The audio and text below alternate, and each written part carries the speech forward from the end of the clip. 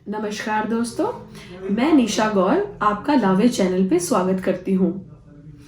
आज का जो हमारा टॉपिक है वो है right of women as housewife.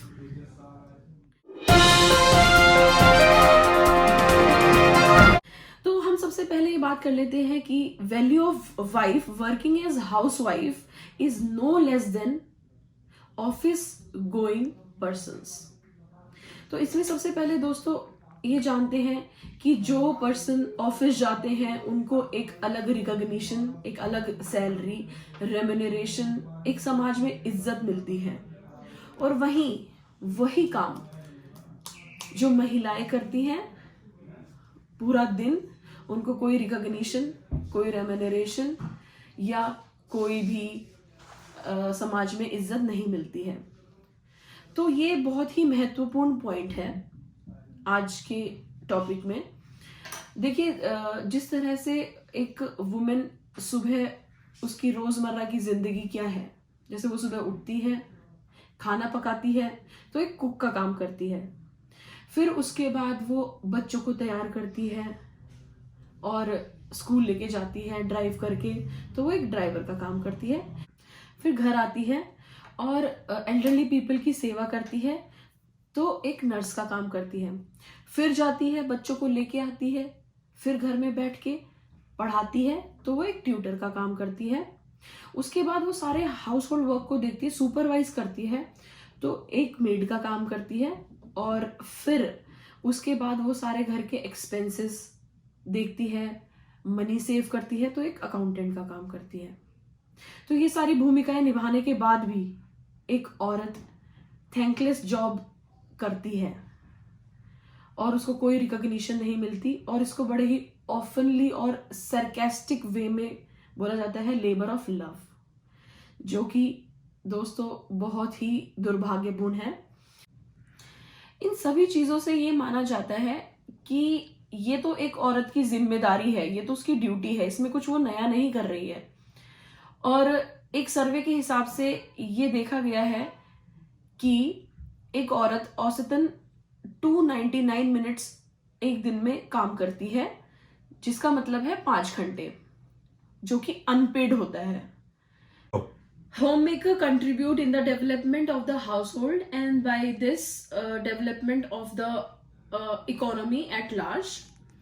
जिस प्रकार से दिल्ली हाई कोर्ट में एक इंश्योरेंस कंपनसेशन में डिजीज्ड वाइफ का जो कंपनसेशन था वो रिड्यूस कर दिया, जस्ट बिकॉज वो एक हाउसवाइफ थी, क्योंकि उसको कोई कंट्रीब्यूशन नहीं था इकोनॉमी में। पर इसी पे जस्टिस एनवी रमन्ना ने टिप्पणी करते हुए, दिल्ली हाई कोर्ट की जो ये जजमेंट दी थी, इस पे टिप्पणी करते हुए कहा कि ये गलत है और इसको तो बढ़ा देना चाहिए, बल्कि बिकॉज उनका भी कंट्रीब्यूशन है सोसाइटी में, उनका भी रिकॉग्निशन है इकोनॉमी में। और जस्टिस रमन्ना ने इस कॉम्पनसेशन को 11.20 लाख से सीधा 33.20 लाख कर दिया। और कुछ सर्वे से ये भी पता चला है कि 159.11 मिलियंस वुमेन इस टाइप की हैं जो कि हाउस होल्ड वर्क में लगी हुई हैं, पर उनको कोई रिकॉग्निशन नहीं मिल रहा है, बल्कि उनको वही रिकॉग्निशन मिलना चाहिए जो एक सैलरीड पर्सन को मिलता है।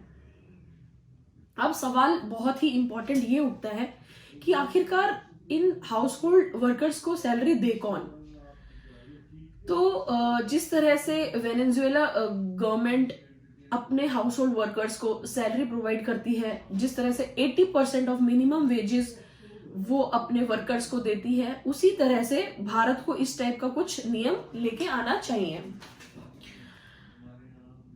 और दूसरा तरीका ये हो सकता है कि एक हस्बैंड अपने वाइफ को सैलरी प्रोवाइड कर सकता है, और ऑब्वियसली जो वो वाइफ है वो development of the house hold work के लिए ही उस पैसे का इस्तेमाल करेगी, ये माना जाना चाहिए।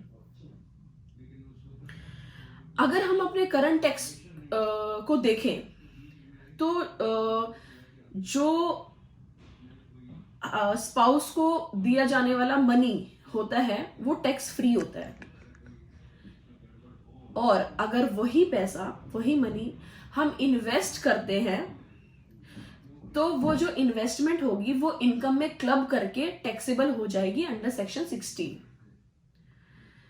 जिससे कि एक तरह से देखा जाए तो नुकसान भी है। तो फिर वो स्लैब में अगर आ जाता है इनकम टैक्स के, तो दैट विल बी टैक्सेबल। और वो वाइफ को ही अगर उसको ही गिफ्ट कर रहे हैं मनी, तो दैट इज नॉट टैक्सेबल। तो फ्रेंड्स, अब हम यहाँ पे अपनी वीडियो को कंक्लूड करते हैं, और बस यही बात है कि जेंडर इक्वेलिटी होनी चाहिए, और जो औरत घर पे काम कर रही है उसको सेम रिकॉग्निशन मिलना चाहिए, जो पर्सन ऑफिस गोयर है सेम सिमिलरली उसी की तरह ही। तो आज का हमारा वीडियो हम यहीं पे ही समाप्त करते हैं, और इसी टाइप से किसी और टॉपिक पे आपको जानकारी प्राप्त करनी है तो हमारे YouTube चैनल पे आप कमेंट कर सकते हैं। सो इस हमारे जो चैनल है इसको आप लाइक, सब्सक्राइब, शेयर और बेल आइकन दबाना ना भूलें। Bye bye.